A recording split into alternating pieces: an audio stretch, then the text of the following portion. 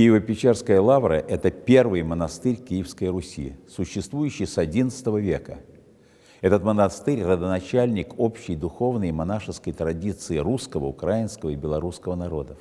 Это колыбель нашей цивилизации и национальной культуры.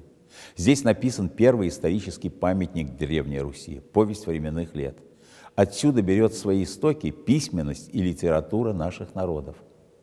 На протяжении тысячелетней истории обитель неоднократно страдала от набегов, от иноземных завоеваний и откровенных гонений на христиан. Но лишь во времена господства воинствующей атеистической власти в 20 столетии монашествующих Киево-Печерской лавры изгоняли из монастыря.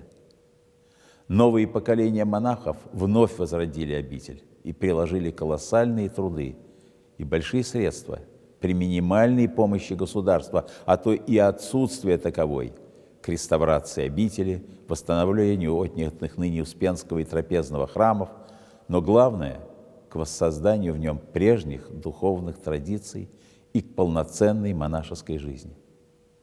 Лавра остается одним из крупнейших православных монастырей мира, объединяющим более 200 монахов и послушников. На ее территории также размещен Центр управления Украинской Православной Церкви. Проживают сотни будущих священнослужителей, студентов Киевской Духовной Академии и Семинарии. Ультиматум государственных властей в адрес Киево-Печерской лавры представляется чудовищным деянием, сравнимым с гонениями на веру во времена безбожия. Как и в то время власти открыто игнорируют закон, не говоря уже об минимальном уважении к правам сограждан. Работа некой комиссии по поиску нарушений в хозяйственной деятельности монастыря имела непрозрачный характер, а ее репрессивная цель – полное изгнание монашествующих из лавры. Эта цель не скрывалась государственными чиновниками и находящимися под влиянием светских властей представителей иных религиозных организаций Украины.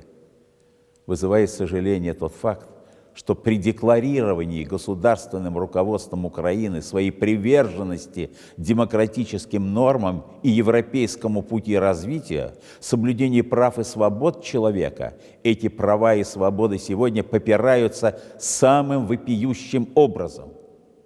Прошу приложить все возможные усилия, чтобы воспрепятствовать принудительному закрытию монастыря, каковое приведет к нарушению прав миллионов украинских верующих на свободу вероисповедания, гарантированных Конституцией Украины, а также такими документами, как Устав ООН, Всеобщая декларация прав человека, Декларация о ликвидации всех форм нетерпимости и дискриминации на основе религии или иных убеждений и многими другими актами международного значения. Очень надеюсь, что мои слова будут услышаны.